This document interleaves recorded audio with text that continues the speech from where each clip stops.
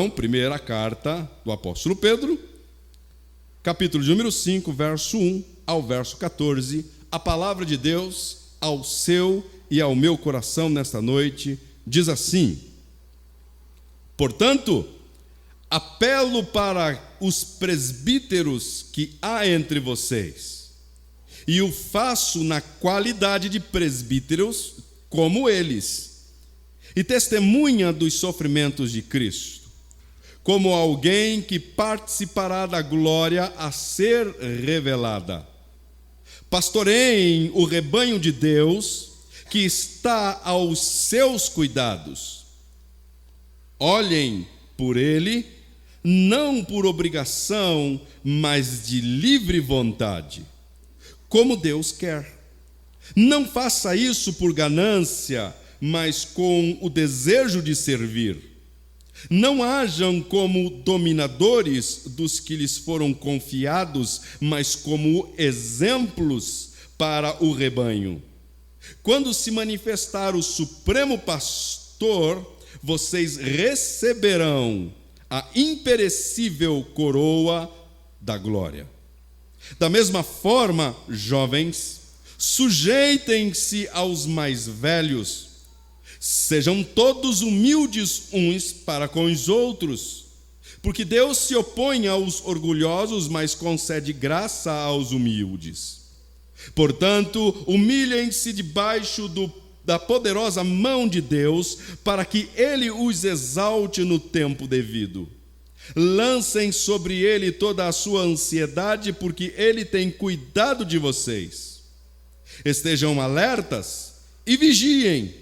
O diabo, o inimigo de vocês, anda ao redor como um leão, rugindo e procurando a quem possa devorar. Resistam-lhe, permanecendo firmes na fé, sabendo que os irmãos que vocês têm em todo o mundo estão passando pelos mesmos sofrimentos. O Deus de toda a graça, que os chamou para a sua glória eterna em Cristo Jesus, depois de terem sofrido durante um pouco de tempo, os restaurará, os confirmará, lhes dará forças e os porá sobre firmes alicerces. A Ele seja o poder para todos sempre. Amém. Com a ajuda de Silvano, a quem considero irmão fiel, eu lhes escrevi resumidamente, encorajando-os e testemunhando que esta é a verdadeira graça de Deus. Mantenham-se firmes na graça de Deus. Aquela que está na Babilônia, também eleita, envia-lhes saudações. E também Marcos, meu filho, saúdam uns aos outros com um beijo de santo amor. Paz a todos vocês que estão em Cristo. Amém? Curva a tua fronte, oremos ao Senhor. Pai, diante da tua palavra nós nos encontramos e assim como sempre tem acontecido em nosso meio, nós mais uma vez pedimos, fale conosco. Fale conosco e traz a nós aquilo que é a tua vontade revelada nas Escrituras. Também pedimos, Pai, que por meio, intermédio do teu Espírito Santo, que o Senhor venha abrir as nossas mentes e aplicar estas verdades às nossas vidas. Ajude-nos a entendê-la completamente. Ajude-nos, Senhor, a compreendê-la totalmente e não parcialidade dela. Para que então as transformações que nos são necessárias, esta palavra cause em nós. Pedimos que dia após dia o Senhor, por meio desta ação do teu Espírito, ó Deus, que o Senhor venha nos transformar e nos tornar mais parecidos com Cristo Jesus. Pois uma vida assim, vivida, parecida com Cristo, glorificará o teu nome. E é exatamente isso que desejamos. Portanto, ajude-nos, Espírito Santo, a glorificar a Deus Pai e a Cristo Jesus através do nosso viver. Oramos e eu peço não apenas por nós aqui nesta igreja hoje à noite, mas eu peço por todo o teu corpo que se reúne hoje à noite, que a tua palavra penetre no coração e na mente daqueles que estão, ó Deus, expostos a estas tuas verdades. Oramos no nome precioso de Cristo Jesus, assim agradecidos ao Senhor Pai, no poder do teu Espírito, oramos. Amém.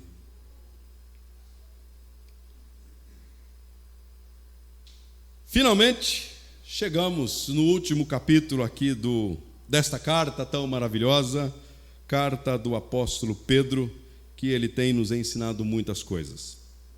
Uma carta que, como ele mesmo, ao concluir ela, ele apresenta o objetivo que levou ele a escrever esta carta, que está lá no verso de número 12. Ele vai dizer que com a ajuda de Silvano, ou seja, com a ajuda de Silas, a quem ele considera fiel irmão, ele escreveu resumidamente com o objetivo de encorajar os irmãos.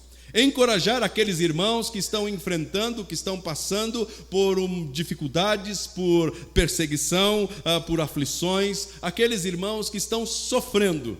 Então ele resolve escrever essa carta a estes irmãos que se encontram ali na região da Ásia Menor, essas 5 províncias ou 5 cidades, 5 províncias da Ásia Menor. Ele escreve com o intuito de encorajar esses irmãos, fortalecer a fé deles. E o meio que nós encontramos as Escrituras, que nos conduz a um fortalecimento na fé, não é outro senão por meio das Escrituras, por meio do ouvir a palavra de Deus, por meio de se expor à palavra de Deus. Pois ouvir a fé vem pelo ouvir e ouvir a palavra de Deus. E aqui então Pedro resolve escrever esta carta, direcionando ela a estes irmãos que estão sofrendo. Vimos a semana passada que o apóstolo Pedro, ele apresentou como deve ser a característica de irmãos que enfrentam o sofrimento. Como é que eles devem encarar o sofrimento? Então, semana passada nós aprendemos que nós não devemos olhar para o sofrimento ou nos surpreender com o sofrimento que surge no meio de nós. É exatamente isso que Pedro diz aos irmãos. Não se surpreendam com o fogo que está surgindo entre vocês para provar. Vocês já devem esperar isso. Isso não deve vir a vocês como algo que deve despertar surpresa, vocês ficarem surpreendidos. Mas é exatamente para isso que vocês foram chamados, para que em nome de Cristo, por causa de Cristo, vocês enfrentem, se preciso for, se esta for a vontade de Deus, os sofrimentos. Mas Pedro, ele ensinou como deve ser este enfrentamento ao sofrimento. Pedro, ele vai falar o seguinte, que você enfrente esse sofrimento, não com tristeza e não com pesar no coração, mas sim com alegria. Que você sinta-se alegre ao enfrentar esse sofrimento, mas não porque você gosta de sofrer, não porque você ama sofrer, ninguém gosta de sofrer. Mas a causa que te conduz ao sofrimento, ela sim deve despertar em você alegria. E que causa é esta, Pedro? Que deve causar em mim alegria em meio ao sofrimento? É que você está sofrendo por ser identificado como um cristão, como alguém que serve, como alguém que ama, como alguém que vive com Cristo e para Cristo. Então se alegrem, porque as pessoas estão vendo isso em vocês, elas estão identificando isso em vocês. E então, como Cristo sofreu, como Cristo padeceu, vocês também sofrem, ou irão sofrer. Mas Pedro, ele apresenta algumas outras razões, como nós vimos, que pode levar esses irmãos e que pode nos levar a nos alegrar em meio ao sofrimento. Primeiro, ser identificado como Cristo, ou pelos sofrimentos de Cristo. Segundo, porque nós, depois que enfrentarmos esse período de sofrimento, Pedro vai falar que uma glória virá sobre nós. uma glória indizível, uma glória que iremos experimentar, que quando colocado na balança, ela é muito mais pesada do que os sofrimentos todos que você enfrentou e sofreu aqui. Então, a glória a ser revelada, ela é muito maior. Paulo também afirma isso em 2 Coríntios, na carta aos Coríntios. Ele vai falar que as leves e momentâneas tribulações, elas estão resultando em um peso de glória, elas vão resultar em um peso de glória na revelação de Cristo Jesus, nosso Senhor. Então se alegre por causa disso, mesmo sofrendo, se alegre, porque ao findar os sofrimentos, uma glória se revelará a todos aqueles que sofrem em Cristo Jesus. Mas não apenas isso, mas Pedro também fala que você, ao ser identificado com Cristo, você deve se alegrar. Você deve se alegrar porque no final do sofrimento uma glória virá, mas também se alegre porque nesta caminhada de sofrimento cristã, você também tem o auxílio de uma pessoa gloriosa, que é o próprio Deus, na pessoa do seu Espírito, conduzindo você e a mim nos sofrimentos. Ou seja, se alegrem, porque a companhia de vocês não é outra senão do próprio Deus. Não é o pregador mais famoso que acompanha você em meio aos seus sofrimentos. Não é a pessoa mais espiritual da igreja que acompanha você em seus sofrimentos. Mas é o próprio Deus, na pessoa do Espírito Santo, é que auxilia você, que nos acompanha em meio aos sofrimentos. E isso é encorajador, isso é animador. Quando você ouve isso em meio aos sofrimentos, que você não está sozinho, mas o próprio Deus está com você, isso é motivador, encorajador.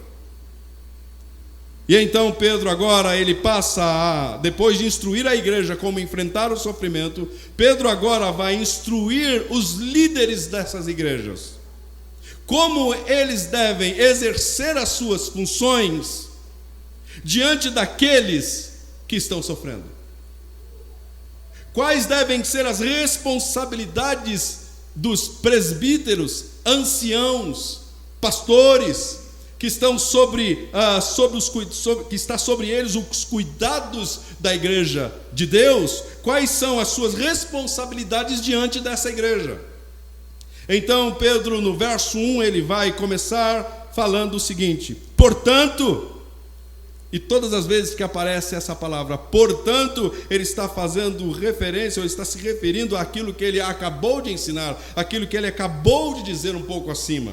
Ele ensinou sobre este sofrer, o encarar o sofrimento. Ele falou sobre as oportunidades em meio ao sofrimento de ensinar, de pregar o Evangelho. Ele falou a respeito de pessoas que mesmo em meio ao sofrimento podem confiar suas vidas a Deus. Então, portanto, diante dessas verdades, apelo aos presbíteros. E essa palavra presbíteros é o mesmo que anciãos, é o mesmo que pastor, é o mesmo que bispos, ok? Então não tem diferença. Presbíteros, rogo-vos, apelo para os presbíteros que há entre vocês. Por que Pedro, ele começa o capítulo 5, introduz aqui um conselho aos presbíteros? Porque Pedro está preocupado com a liderança da igreja. Porque Pedro está preocupado com que tipo de instrução e ensino esta igreja tem ou terá. Pedro está preocupado em instruir os líderes da igreja. Como é que eles devem instruir, como é que eles devem ensinar, como é que eles devem liderar a igreja de Deus? Porque Pedro sabe muito bem que quando se falta uma liderança que instrui o povo nos caminhos de Deus, o povo se perde. Isso é uma verdade que no tempo de Israel, que o povo de Israel experimentou muito disso. Quando Josué, ele morreu, quando Josué, ele partiu, a Bíblia vai falar que o povo se corrompeu. E o povo se corrompeu porque não havia o quê? Uma liderança. Não havia pessoas para instruí-los. Não havia pessoas para ensiná-los. E então a palavra lá em Juízes capítulo 2 vai falar o seguinte: que ao morrer Josué, uma geração se levantou, uma geração que não conhecia a Deus. E esta geração que não conhecia a Deus, ela se distanciou, ela foi para longe de Deus, ela se corrompeu e ela se voltou para outros deuses. Líderes se levantaram ali, mas líderes, não líderes de Deus, mas líderes de outros deuses. Certamente outras pessoas, ou outros líderes, outros pastores surgiram ali ensinando a respeito destes deuses. O texto vai falar que eles se voltaram aos Baalins. Alguém ensinou para eles a respeito do Deus Baal, a ponto deles sacrificarem, a ponto deles oferecerem cultos ao Deus Baal. Pedro sabia disso. Então Pedro resolve escrever para a igreja dizendo: eu rogo, eu apelo. E esta palavra rogar, esta palavra apelar, não é mandar, mas ele está dizendo como: irmãos, eu quero que vocês tenham no coração de vocês um desejo de cuidar, de zelar pelo povo de Deus. Portanto, apelo para os presbíteros. Eu peço a vocês, presbíteros, eu peço a vocês, pastores, eu peço a vocês, anciãos, eu peço a vocês uma coisa. E quem está pedindo a vocês não é alguém que está superior a vocês, não é alguém que está acima de vocês, mas é alguém que tem a mesma responsabilidade que vocês possuem, que é de instruir, que é de conduzir, que é de ensinar o povo de Deus, a igreja. Então ele vai falar: portanto, apelo aos presbíteros que há entre vocês, e o faço na qualidade de presbítero. Faço na qualidade de presbítero também.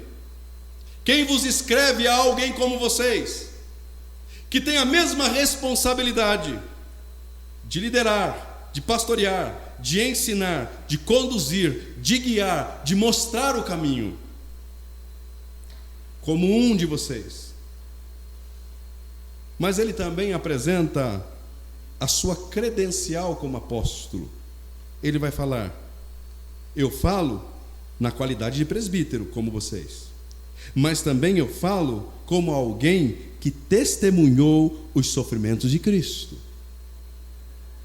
Eu falo como um de vocês, mas eu falo também como alguém que foi escolhido pelo próprio Deus para ser apóstolo e lançar um fundamento a vocês. Então eu falo também na autoridade apostólica, na autoridade de um apóstolo, porque eu vi os sofrimentos de Cristo, porque eu presenciei os sofrimentos de Cristo.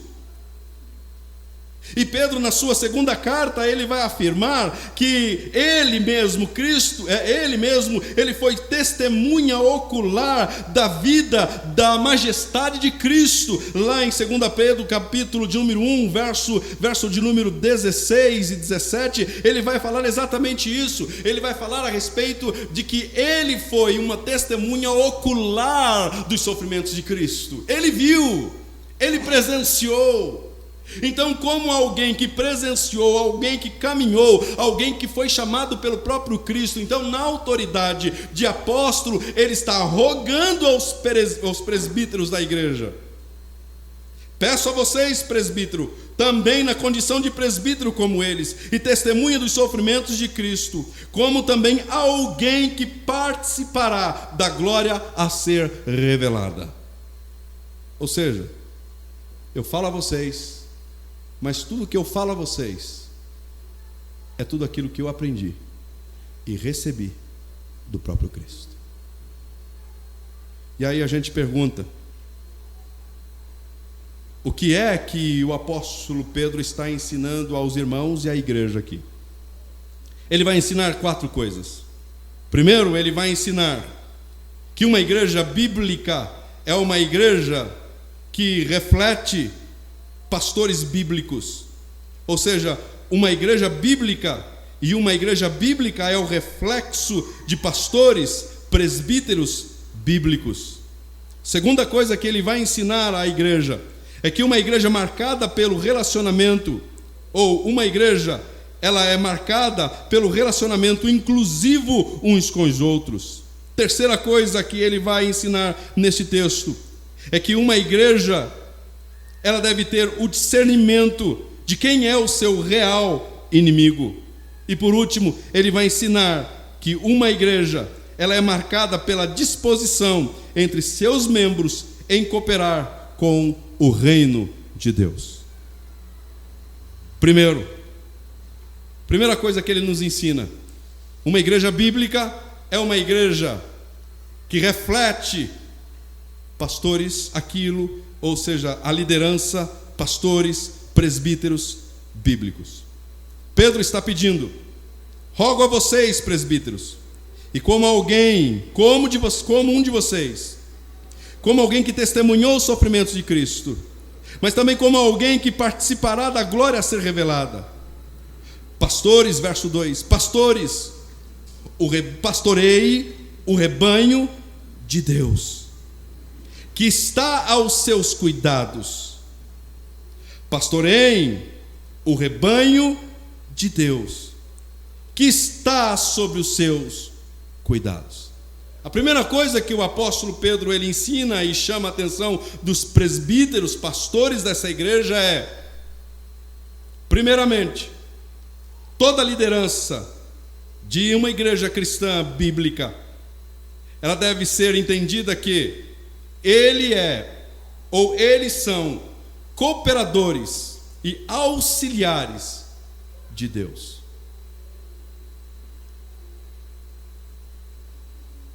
Pedro deseja que essas igrejas sejam realmente bíblicas. E para que isso seja possível, ele instrui os presbíteros a se tornarem exemplo de uma vida bíblica e a terem pensamentos bíblicos e a nutrirem motivações bíblicas. Pedro está dizendo: irmãos, a igreja não é de vocês. Pastores, a igreja não é de vocês. Pastoreiem o rebanho de Deus.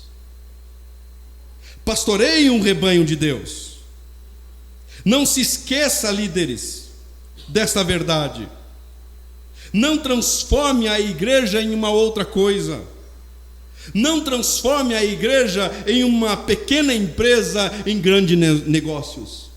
Não transforme a igreja em uma startup.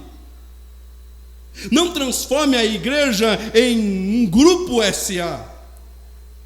Não transforme a igreja para os seus fins pessoais. A igreja tem um dono, e o dono é bem definido por Pedro. A igreja possui um dono: pastoreiem o rebanho de Deus. De Deus. Pedro está preocupado com a liderança, porque se a liderança se corromper, todo o rebanho se corromperá. Quantas vezes nós encontramos essas verdades nos nossos dias? Quantas igrejas nós vemos corrompidas como reflexo de uma liderança corrompida? E essa liderança se corrompeu porque no início dessa corrupção teve o entendimento ou o pensar de que a igreja pertence a eles. A igreja não pertence a homens, a igreja não pertence a líderes humanos, a igreja pertence a Deus. Ele é o pastor. No entanto, que o apóstolo Pedro ele vai falar no verso 4: quando se manifestar o sumo pastor, ou seja, o pastor que é o dono das ovelhas. Então Pedro está dizendo: irmãos, pastores, colegas, amigos de ministério, Tomem cuidado e não deixe com que o diabo, com suas mentiras, engodem vocês, levando-os a pensar que a igreja é de vocês. Hoje pela manhã nós falamos um pouco sobre as características de uma igreja verdadeira, e algumas características de uma igreja falsa. E uma dessas características de falsidade de uma igreja é quando ela está firmada na pessoa de um homem, de um pastor. É quando você olha para a placa da igreja e você vê lá a foto de um líder. É quando você associa um nome de uma igreja a um nome de uma pessoa, de um ser humano. Essa é uma falsa igreja. Uma igreja verdadeira, ela está firmada e alicerçada apenas em um fundamento. E Pedro ensinou isso no capítulo 2, qual deve ser o fundamento de uma igreja verdadeira.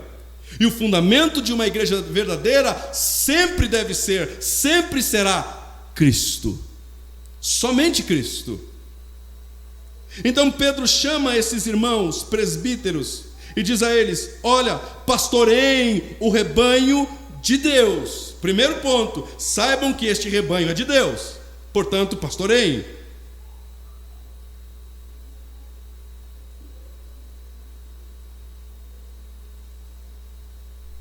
Olhem por ele. E aí ele vai tecer algumas outras características. Que vocês pastoreiem, mas pastoreiem não por obrigação. Que vocês, pastores, tenham em mente que o servir a Deus, pastoreando a igreja de Deus, deve ser feita não por obrigação, mas deve ser entendida como prazer, como alguém que faz isso por puro prazer. Cada pastor deve pastorear não por obrigação, e sim como aquele que serve por puro prazer. A ideia de Pedro aqui é alguém que serve, que se doa aos outros por amar o rebanho de Deus. É alguém que representativamente oferece o mesmo tipo de amor, auxílio, como se o próprio Deus, na pessoa de Cristo, estivesse presente. Quer saber se uma igreja ela é uma igreja bíblica, ela é uma igreja séria, uma igreja de Deus? Veja se o pastor que está liderando, e agora eu me coloco como alguém que deve ser avaliado, alguém que deve ser vasculhado. Veja se esse pastor que vos fala, ou outro pastor que esteja à frente do rebanho, se há alguém que serve por amor e se está demonstrando aquilo que Cristo demonstraria. Está se doando? Está amando? Está servindo?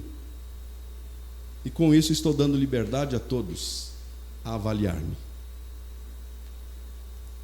E eu preciso da avaliação de todos. Talvez não preciso da aprovação de todos, pois esperar a aprovação de todos é ledo engano. Acho que agora, como está pequena, acho que dá para ter a aprovação de todos. Mas quando crescer, talvez não vou conseguir agradar a todos. Por isso temos o Cláudio, por isso temos o candidato Samuel, por isso teremos outros pastores. Se eu não agradar, um deles agradará. Mas Pedro está dizendo aqui: pastores, eu quero que vocês entendam que pastorear o rebanho de Deus deve ser feito por prazer e não por obrigação. Pedro continua: que vocês não pastoreiem por obrigação, mas por livre vontade, como Deus quer. Não façam isso por ganância, mas com desejo de servir.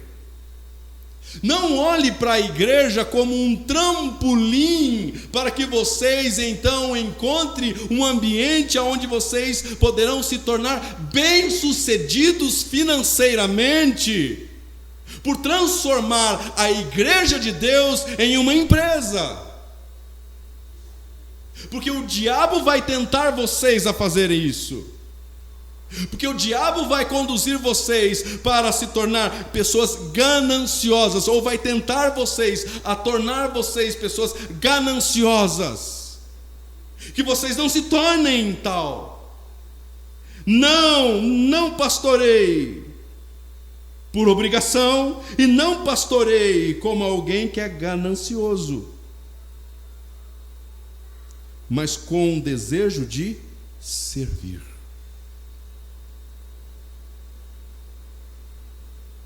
Vai chegar um tempo que a igreja crescendo, teremos condições de sim ter um pastor integral, de forma integral, talvez um, talvez dois, talvez três, e assim por diante, na necessidade da igreja. É sim lícito o pastor que trabalha, o pastor que se embrenha nos estudos das Escrituras, pesquisando, estudando, é sim ele ter direito a receber o salário da igreja. Mas Pedro está dizendo aqui que vocês, pastores, não vejam isso, que vocês não entendam isso como um meio de se enriquecer. E quando você para observar e analisar o que está acontecendo à nossa volta, não é isso. Parece que alguns pegaram este texto das Escrituras, rasgaram e jogaram fora. Muitos veem a igreja como uma empresa potencial para trazer riquezas, enriquecendo-se, tornando-se pessoas abastadas. Pedro está dizendo: não pastorei por ganância. Mas ele continua: não hajam como dominadores dos que foram confiados, mas como exemplos para o rebanho. Pedro está dizendo que vocês não governem a igreja, que vocês não liderem a igreja como um dominador. Como a igreja possui um dono, a vaga de dono da igreja não está aberta, já está preenchida. Então vocês, pastores, não dominem o rebanho de Cristo, que vocês não hajam como dominadores, mas que vocês possam ser pessoas que pelo exemplo inspiram, que pelo exemplo traz pessoas a imitar vocês. É exatamente isso que Pedro está dizendo. Não hajam como dominadores dos que lhe foram confiados, mas como exemplo para o rebanho. Por quê? Porque quando se manifestar o Supremo Pastor, vocês receberão a imperecível coroa da glória.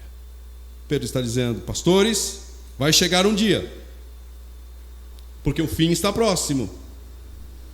Esse dia vai chegar, e vocês estarão diante daquele que é o sumo pastor da igreja, e vocês terão que apresentar à igreja que foi confiada a vocês, o rebanho que foi confiado a vocês.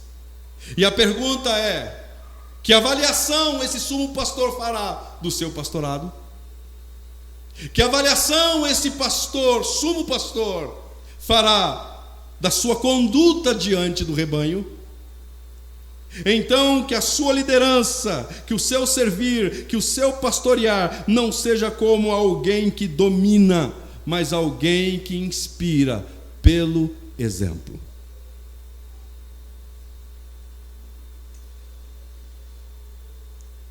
Quais são as aplicações desses textos para a gente, desses versos, do verso 1 ao verso 4, para nós? Primeiro, é que Pedro aponta que a igreja, ela possui um dono, ela pertence a Deus, ela é projeto de Deus, ela nasceu de Deus, ela existe para Deus e serve apenas a Deus e não aos propósitos humanos. Ela nasceu de Deus, ela é projeto de Deus, ela é de Deus, ela existe para Deus e ela servirá apenas a Deus. Apenas a Deus.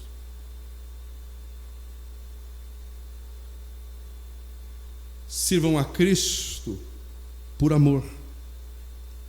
Talvez essas instruções aqui também você pode, mas então quer dizer que essas instruções não servem para mim, é só para os pastores?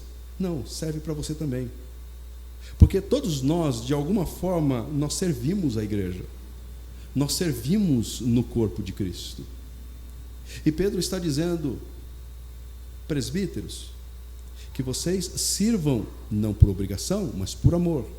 Mas que vocês inspirem também aqueles que estão sob o pastoreio de vocês a servir a Deus não por obrigação, mas por amor. Quando a gente encontra irmãos de algumas igrejas reclamando, não, porque eu estou indo lá porque eu sou obrigado a fazer, certamente ele já ouviu do seu pastor alguma coisa assim. É que eu sou obrigado a estar pregando, é que eu sou obrigado a visitar, é que eu sou obrigado a orar. Certamente ouviu e foi inspirado pelo seu pastor. Pedro está dizendo, pastores, sirvam a Deus por prazer. E ao mesmo tempo, sejam um exemplo para inspirar aqueles que estão debaixo do pastorio de vocês, que também eles sirvam a Deus por prazer. Então, a aplicação disso a nós é: eu devo servir a Deus, não por obrigação, não porque fui mandado, não porque foi solicitado, mas eu sirvo a Deus porque é o meu prazer servir a Cristo Jesus e ao seu reino.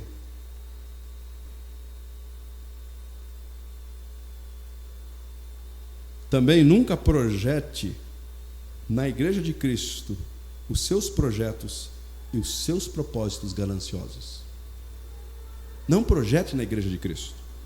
Estou servindo, você está ajudando em algum departamento, em algum ministério. Não projete de forma alguma os seus projetos, os seus propósitos gananciosos. Eu vou fazer isso porque eu quero fazer, não pensando no rebanho, não pensando na igreja, mas pensando nos seus propósitos. Não pensando nos propósitos de Cristo, mas nos seus. Não projete na igreja de Cristo os seus propósitos.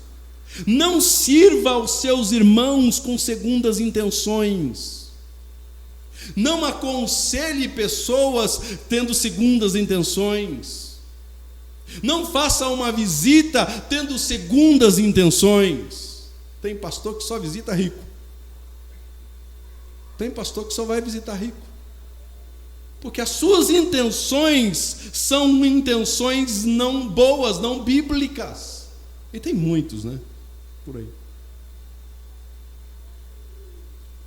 E por último, cuide com zelo daquilo que foi colocado em suas mãos para fazer. Mas cuide com zelo, mas não seja dominador. Cuide com zelo do que foi colocado sobre suas mãos, mas não se torne um dominador. Treine pessoas para estar junto com você. Discipule pessoas para estar junto com você. Incentive pessoas para estar junto com você. Delegue, supervisione outros a auxiliar você no seu ministério, no seu departamento. Então esse texto não é só para presbíteros, esse texto também é para mim, é para nós todos como irmãos em Cristo, que servimos no reino de Deus. Ufa.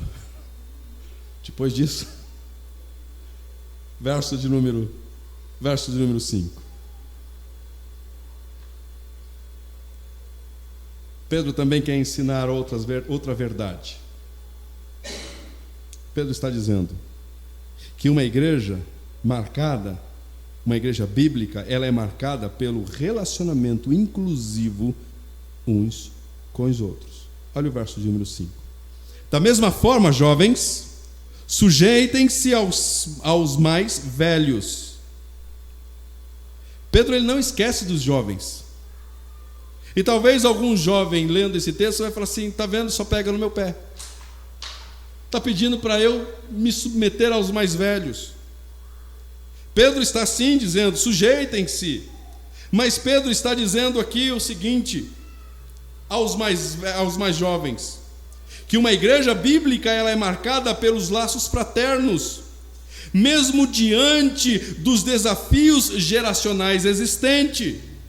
Pedro está dizendo: igreja, nós precisamos romper barreiras, precisamos vencer barreiras de conflitos chamados conflitos geracionais, onde anciãos e jovens podem sim aprender juntos, servir juntos ao mesmo Deus, seguindo os mesmos princípios.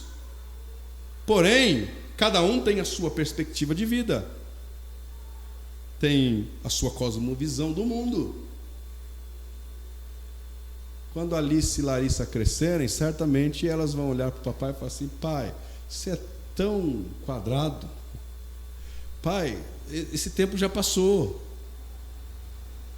Vai acontecer isso. Nós ainda temos poucos jovens. Eu e mais alguns. Poucos jovens. A cosmovisão dos jovens é diferente, ou a visão do mundo dos jovens é diferente da dos anciãos, dos mais velhos, dos mais experientes. É diferente. Você pega a garotada de hoje conhece o que é o mundo da internet. Eu apanho. E olha que eu não sou velho, hein? Eu apanho. O mundo de hoje, a garotada já levanta de manhã, já teclando com rapidez no dedo, e essa é a cosmovisão, essa é a visão de mundo que eles têm hoje, que é uma visão de mundo que nós não temos. Agora Pedro está dizendo: irmãos presbíteros, vocês receberam uma orientação em cima, agora vocês jovens recebam uma orientação. Olhe, sujeitem-se aos mais velhos. Sabe por quê? Porque os mais velhos vão ensinar a vocês princípios bíblicos, princípios que vai nortear a vida de vocês para uma vida que glorifica a Deus. A cosmovisão muda, a cultura muda, mas os princípios devem permanecer o mesmo. Os princípios devem ser os mesmos. Como me portar na internet? Usando os mesmos princípios que o seu pai, que o seu avô usava para se portar em uma reunião com os seus amigos. Os princípios jamais mudam. A cultura vai mudar, a visão de mundo vai mudar, mas os princípios vão permanecer os mesmos. Então Pedro está dizendo aqui: jovens, aprendam os princípios, sujeitem-se aos mais velhos. Por quê? Porque Pedro acabou de ensinar os presbíteros a serem pessoas que lideram o rebanho de Cristo, mas que lideram o rebanho de Cristo com temor a Deus. Porque aquilo que eles vão ensinar aos jovens é sim conceitos e princípios bíblicos. Então Pedro, partindo desta ideia, desse pressuposto, está dizendo: jovens, diante desses ensinos bíblicos, sujeitem-se. Agora, se você, jovem, perceber que o seu pastor está ensinando algo que não é bíblico, caia fora. Porque essa sujeição deve ser uma sujeição, assim como Pedro ensinou as esposas se submeterem a serem sujeitas aos seus maridos, que essa sujeição seja até que, enquanto Cristo seja ensinado e seja glorificado. Quando você perceber que os ensinos não são ensinos que o conduzirá a glorificar a Deus, caia fora. Não se submeta. Não precisa brigar.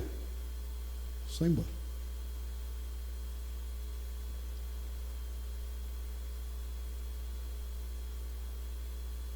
O apóstolo Pedro aconselha os mais jovens a aprenderem como agir sabiamente, porque um contexto aqui é perseguição.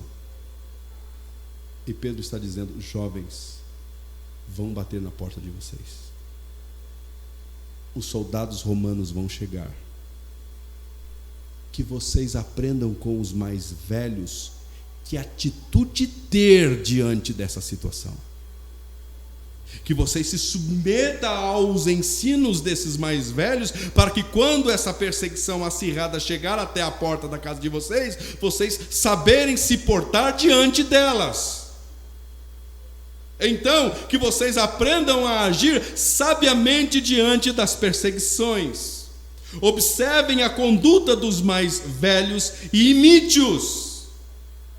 Imite-os. Imagine os mais novos, sempre assim, os mais novos, ouvindo o Evangelho, que o Evangelho é a libertação, que o Evangelho é o poder de Deus, que o Evangelho é... Imagine o que esses jovens iam fazer. O que é que Pedro fez no Getsêmani? O que é que os discípulos novos, 30, 40 anos mais novos, não chega a isso, mas uns 20 anos mais novos, o que eles fizeram no Getsêmani? Jesus acabou de cear com eles, e Jesus acabou de falar: olha, teve um momento que eu pedi para vocês, quem tem sacola não precisa levar, quem tem ali mantimentos não precisa levar, porque vocês vão ser cuidados. Mas agora eu digo outra coisa: quem tem as sacolas, traga para perto, quem não tem espada, compre uma, venda a capa e compre uma. Então aquilo caiu na mente dos discípulos jovens, e eles no final disseram: mestre, tem 2 espadas aqui, vamos partir para cima.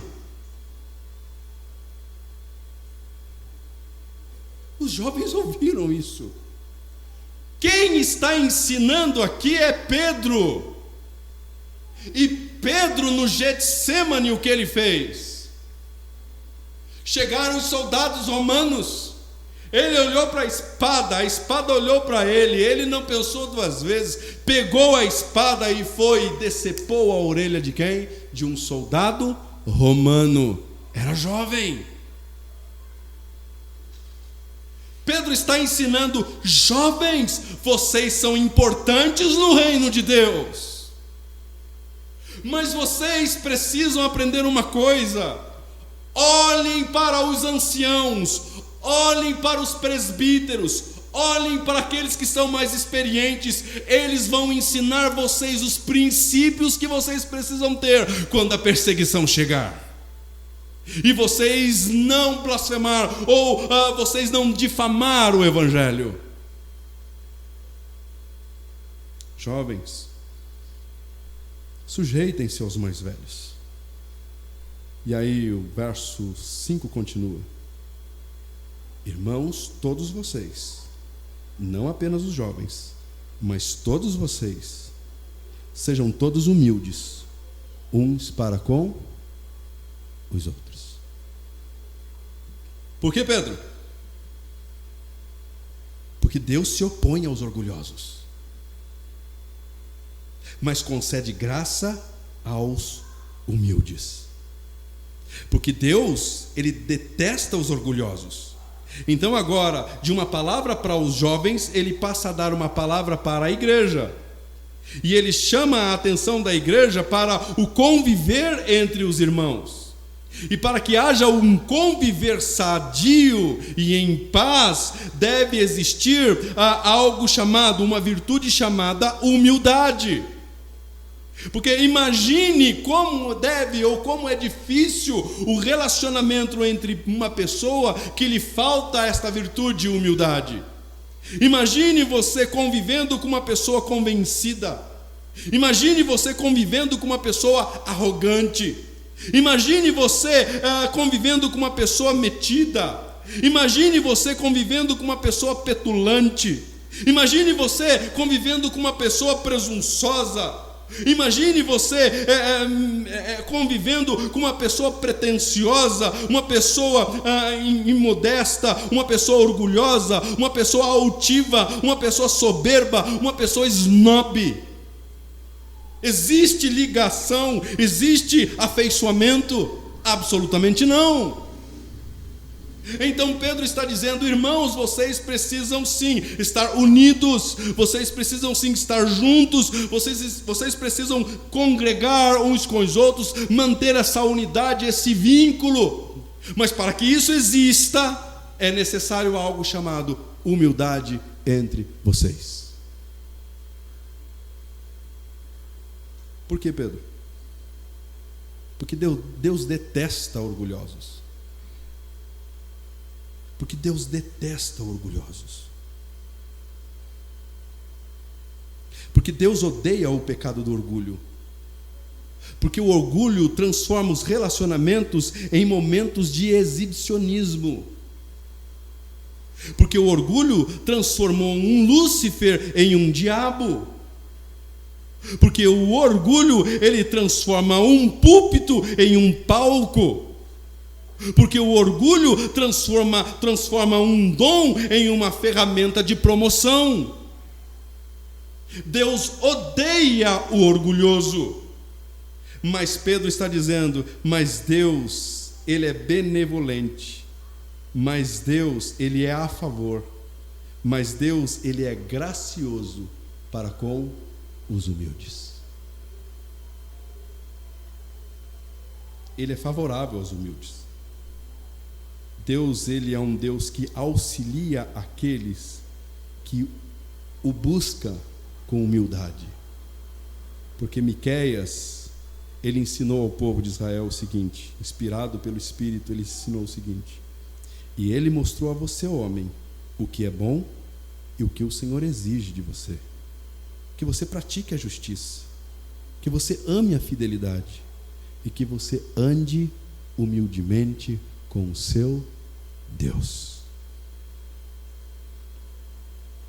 Pedro então trouxe uma palavra aos presbíteros, Pedro trouxe uma palavra aos jovens, e Pedro agora trouxe uma palavra à igreja, que ela seja humilde, pessoas humildes, e agora ele vai voltar ao seu tema, que é trazendo uma palavra aos que sofrem. Verso de número 6, verso de número 8, verso número 7. Lancem sobre ele toda a sua ansiedade, porque ele tem cuidado de vocês. Primeira coisa que ele vai falar aos que sofrem: lancem sobre ele, Deus, a sua ansiedade. Por que é? Por que Pedro pede para que esses irmãos lancem as suas ansiedades sobre este Deus? Porque, gente, imagine a notícia de que a perseguição estava aumentando. O que ia despertar no coração dos irmãos? Preocupações e ansiedades.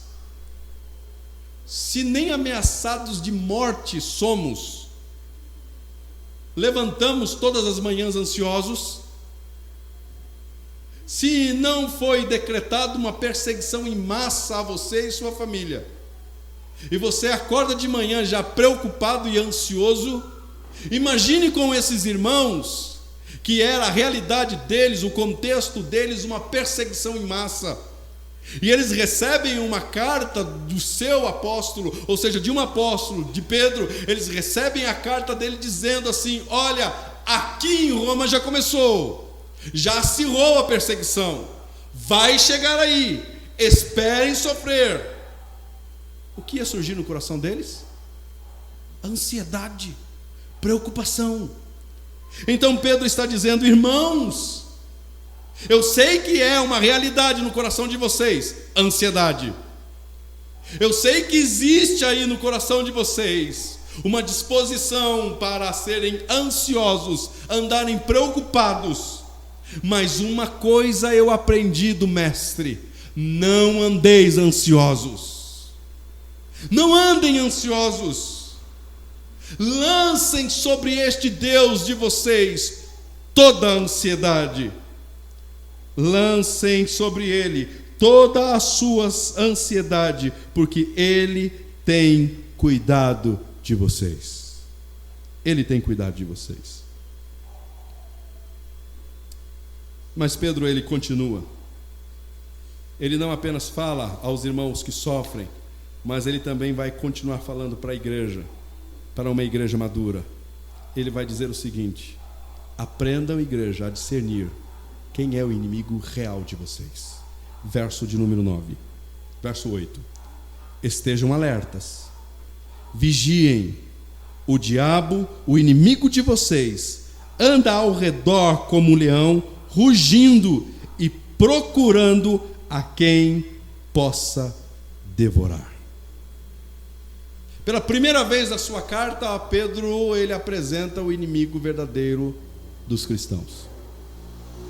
Em nenhum momento da carta ele falou sobre o diabo, mas agora no finalzinho da sua carta ele vai falar sobre um inimigo da alma dos cristãos, o diabo. Tem gente que vê o diabo em tudo. Tudo que acontece na sua vida é o diabo. Pedro, ele deixa para apresentar, falar do diabo só no final. E definir de fato o que é que o diabo faz. Então Pedro, ele primeiro chama os irmãos. Irmãos, estejam alertas e vigiem. Por quê? Porque o inimigo de vocês, o diabo, ele está ao redor de vocês. Então aprendam a discernir quem de fato é o verdadeiro inimigo. Quem de fato é o inimigo da alma de vocês? O inimigo de vocês não é o imperador. O inimigo de vocês não são os soldados romanos. O inimigo de vocês não são os vizinhos que entregam vocês, que denunciam vocês. O verdadeiro inimigo que está por trás de todos estes acontecimentos se chama diabo. E ele pretende fazer uma única coisa. Ele não quer matar vocês. Ele está usando de ferramenta a perseguição, e alguns estão sendo mortos, mas o alvo dele não é matar vocês. O alvo dele é acabar com a fé de vocês. O alvo dele é fazer com que a fé de vocês minam, com que a fé de vocês esmoreçam. Pedro está dizendo isso. E este inimigo de vocês é incansável. E ele incansavelmente procurará meios para enredar vocês em suas ciladas. Mais uma vez, Pedro aqui está ensinando os irmãos uma das suas experiências.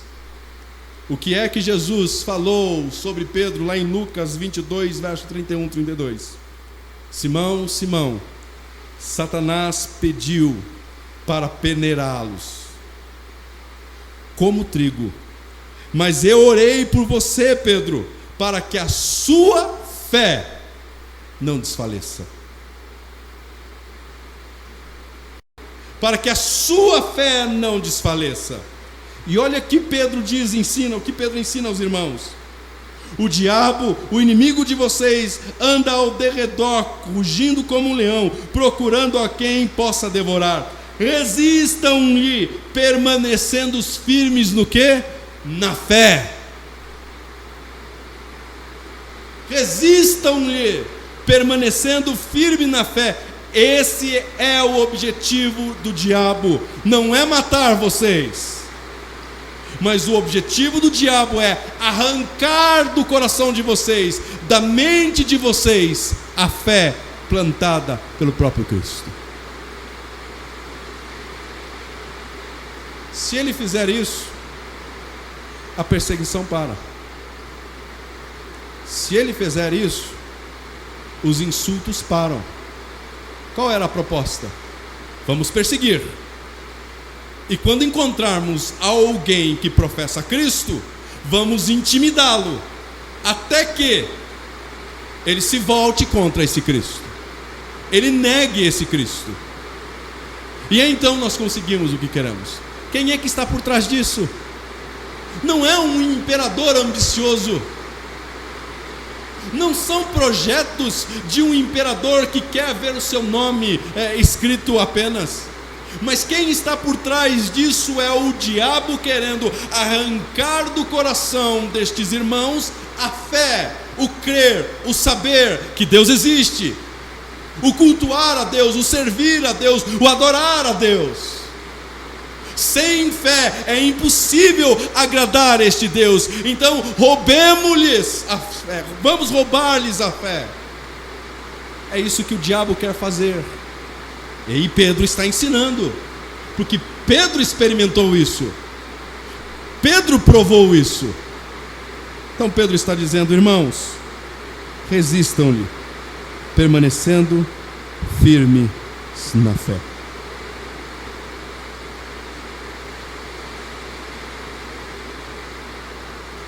Como resistir o diabo? Permanecer na fé. E como permanecer na fé? Ouvindo a palavra de Deus. Como é que eu permaneço? Como é que eu me fortaleço na fé? Ouça a palavra de Deus, leia a palavra de Deus, estude a palavra de Deus, se debruce na palavra de Deus, conheça a Deus, e então a sua fé se fortalecerá dia após dia. Amém? Semana que vem a gente conclui. Quais aplicações nós tiramos desse texto a nós? Primeiro, você está servindo a Deus, mas você serve a Deus como alguém que tem prazer em fazer isso?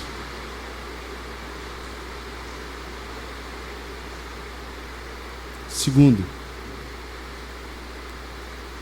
você tem incluído pessoas nos seus relacionamentos? Você tem sido instrumento de Deus para a inclusão de pessoas nos seus relacionamentos?